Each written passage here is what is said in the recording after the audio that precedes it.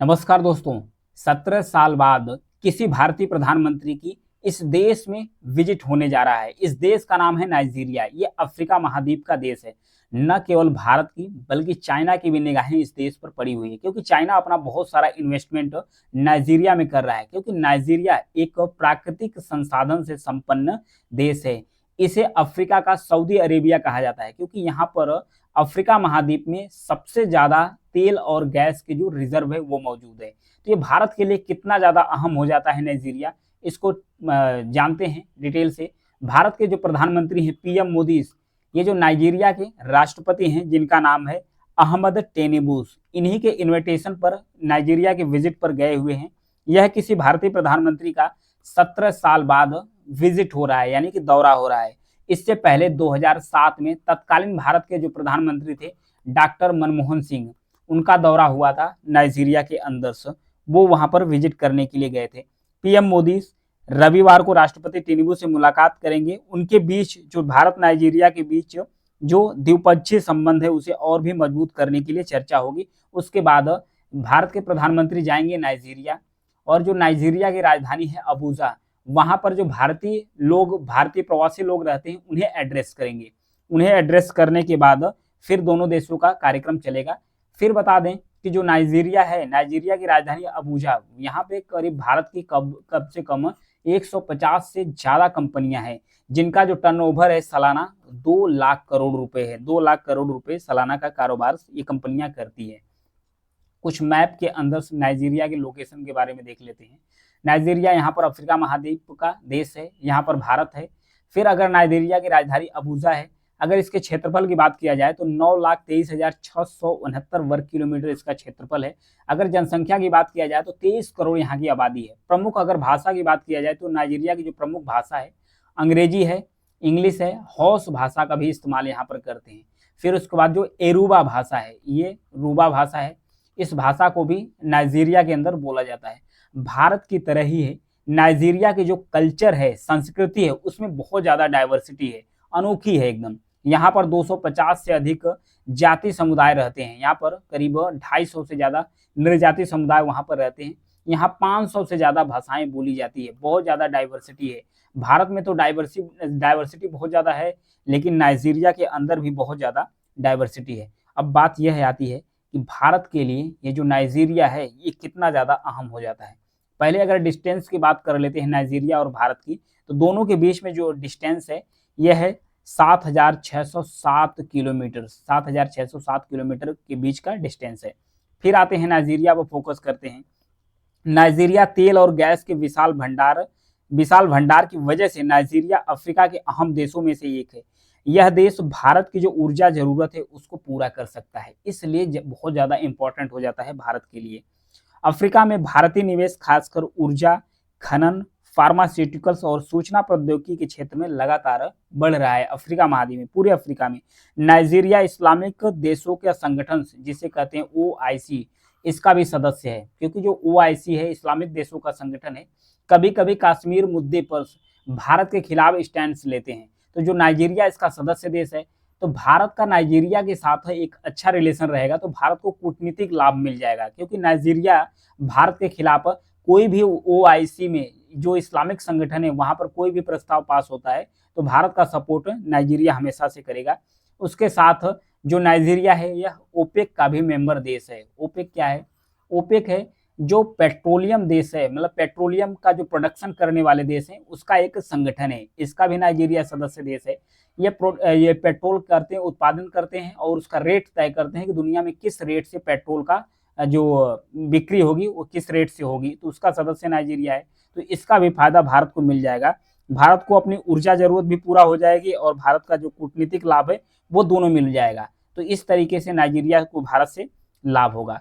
फिर उसके बाद बात करते हैं अफ्रीका में भारत का सबसे बड़ा जो बिजनेस पार्टनर है अफ्रीका महाद्वीप में, पूरे अगर अफ्रीका महाद्वीप की बात किया जाए तो नाइजीरिया सबसे बड़ा भारत का बिजनेस पार्टनर्स है। कहाँ पर? अफ्रीका महाद्वीप में। अगर बात किया जाए 2020-21 में कितना व्यापार रहा है भारत और नाइजीरिया के बीच में, तो करीब 74,387 करोड़ रुपए का व्यापार था 2021-22 में बात किया जाए तो लगभग 1,26,223 करोड़ आ गया था। फिर 23-24 में बात किया जाए तो थोड़ा सा व्यापार कम हुआ था, 99,629, लेकिन फिर भी जो व्यापार है भारत और नाइजीरिया के बीच में काफी अच्छा खासा रहा हुआ है। अब समझते हैं भारत नाइजीरिया को क्या प्रोडक्ट अथवा एक्सपोर्ट करता है, निर्यात करता है। तो भारत दवा, बाइक, ये सब सारे जो सर्विस होते हैं नाइजीरिया में निर्यात करता, बेचता है। और नाइजीरिया भारत को तेल, गैस और जो उर्वरक है, फर्टिलाइजर है, वो बेचता है। चीन और नीदरलैंड के बाद नाइजीरिया भारत का सबसे बड़ा बिजनेस पार्टनर है। भारत का जो सबसे बड़ा बिजनेस पार्टनर है चाइना है, फिर उसके बाद जो नीदरलैंड है, उसके बाद अगर तीसरे नंबर पर किसी का रैंक आता है तो वो आता है नाइजीरिया का। नाइजीरिया जो अफ्रीका महाद्वीप में देश है। भारतीय एयरटेल, जो भारत की एयरटेल कंपनी है, वो नाइजीरिया में दूसरा सबसे बड़ा मोबाइल ऑपरेटर सर्विस प्रोवाइड्स करती है। भारत की लगभग 150 से ज्यादा कंपनियां नाइजीरिया में काम कर रही है, जिनका 27 अरब डॉलर का इन्वेस्टमेंट है, निवेश करके रखा है। नाइजीरिया में कई सिंधी और गुजराती परिवार भी बस चुके हैं, वहां पर रहते हैं। वहां के वेशभूषा, वहां का जो रहन सहन है, वो सब में पार्टिसिपेट करते हैं। फिर उसके बाद 66 साल पुराना भारत और नाइजीरिया का रिश्ता है। भारत ने आज़ादी के बाद अफ्रीकी देशों की जो आज़ादी है उसका पुरजोर समर्थन करना शुरू कर दिया था। यानी भारत जब आज़ाद हुआ था 1947 में, इंडिया 1947 में 1947 में आज़ाद हो गया था। उस समय अफ्रीका के बहुत सारे देश जो आज़ाद नहीं थे, उसमें भी एक देश था नाइजीरिया। तो भारत अफ्रीका के जितने भी देश, ब्रिटिशर्स, फ्रांसीसी और जितने स्पेन के कॉलोनी थे, जितने गुलाम थे, सबको आज़ादी के लिए भारत दुनिया के जितने भी वैश्विक मंच थे वहां भारत अपना आवाज़ें बुलंद करना शुरू किया, प्रमोट करना शुरू कर दिया कि नहीं, हर देश को आज़ादी मिलना चाहिए। भारत 1958 यानी 1958 में नाइजीरिया में अपना जो डिप्लोमेटिक हाउस है वो स्थापित कर दिया था, जबकि नाइजीरिया 1958 में भी आज़ाद नहीं हो पाया था। इसके 2 साल बाद नाइजीरिया को आज़ादी मिली, यानी कि लगभग 1960 में नाइजीरिया को आज़ादी मिली। उससे पहले भारत अपना डिप्लोमेटिक रिलेशन वहां पर स्टैब्लिश कर लिया था। भारत के जो पहले प्रधानमंत्री थे यानी कि जवाहरलाल नेहरू, पीएम पंडित जवाहरलाल नेहरू, वो 1962 में यानी कि 1962 में नाइजीरिया का दौरा किए थे। उनकी इस यात्रा के बाद दोनों देशों के बीच जो द्विपक्षीय संबंध है उसकी नींव वहीं पर रखी गई। इससे पहले भी कई सारे भारत के प्रधानमंत्री हैं जो नाइजीरिया का दौरा किए थे, उसमें 3 प्रधानमंत्री हैं।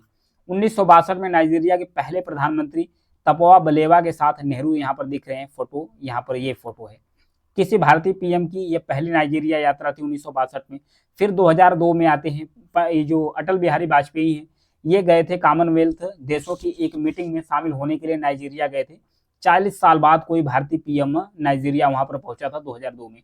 फिर 2007 का मौका आता है, डॉक्टर मनमोहन सिंह नाइजीरिया के दौरे पर जाते हैं। तब दोनों देशों के बीच जो व्यापार है, निवेश है और ऊर्जा क्षेत्रों में कई सारे अहम समझौते होते हैं। फिर आता है 2024 का समय, फिर होते हैं पीएम मोदी फिर वहां पर जाते हैं नाइजीरिया के दौरे पर। अब देखने वाली बात यह है कि नाइजीरिया पर जब वो जाते हैं वहां, तो वहां नाइजीरिया में किस किस समझौतों पर वहां पर साइन होता है। तो नाइजीरिया के बारे में और भी बात कर लेते हैं। भारत दुनिया का सबसे बड़ा लोकतंत्र है, पहली बात। जो इंडिया है दुनिया का सबसे बड़ा लोकतंत्र है। फिर उसके बाद आते हैं नाइजीरिया अफ्रीका का सबसे बड़ा लोकतंत्र है। अफ्रीका महाद्वीप में सबसे बड़ा जो लोकतंत्र है वो नाइजीरिया है। नाइजीरिया की अगर आबादी की बात किया जाए तो इसकी आबादी मात्र 23 करोड़ है। यानी भारत का एक राज्य है जिसका नाम है यूपी, उत्तर प्रदेश की जो पॉपुलेशन, जनसंख्या है वो 24 करोड़ है। यानी कि उत्तर प्रदेश की जनसंख्या से भी कम नाइजीरिया की आबादी है। लेकिन यूनाइटेड नेशन, संयुक्त राष्ट्र है, इसके एक अनुमान के मुताबिक आने वाले 2050 तक, यानी कि 2050 में जो नाइजीरिया की आबादी है ये 40 करोड़ तक होने वाली है। यानी बहुत तेजी से जब पॉपुलेशन है वो ग्रो कर रही है। कहाँ पर? नाइजीरिया के अंदर बहुत ज़्यादा पॉपुलेशन ग्रो कर रही है। फिर उसके बाद नाइजीरिया 2 भागों में बटा हुआ है। उत्तरी हिस्सा जहाँ मुसलमान बहुसंख्यक है, नाइजीरिया का यहाँ पर पार्टीशन करते हैं। तो जो नॉर्थ वाला हिस्सा है यहाँ पर मुस्लिम बहुसंख्यक है। यहाँ गरीबी भी बहुत ज़्यादा है, जहाँ पर मुस्लिम आबादी है नाइजीरिया के अंदर। जो इसका दक्षिण और पूर्वी वाला हिस्सा है यहाँ पर ईसाई की आबादी अधिक है, ये संपन्न है। जो ईसाई हैं नाइजीरिया के अंदर संपन्न है। फिर उसके बाद जहाँ पर मुस्लिम आबादी रहते हैं यहाँ पर शरिया कानून लागू किया गया। तो फिर उसके बाद जो ईसाई समुदाय है ये इस चीज का बहुत भारी विरोध करते हैं। तब से दोनों देशों के बीच, दोनों लोगों के बीच में, यानी जो मुस्लिम समुदाय है नाइजीरिया के अंदर और ईसाई कम्युनिटी है, दोनों के बीच मतभेद होते रहते हैं। इसको लेकर कई बार लड़ाइयाँ भी हो चुकी है। तो इस तरीके से नाइजीरिया का लोकेशन हो गया, नाइजीरिया के पॉपुलेशन के बारे में हो गया, नाइजीरिया की आबादी के बारे में हो गया, और इंडिया को किस प्रकार से लाभ होने वाला है नाइजीरिया से, उसके बारे में भी बात हो गया। Thank you.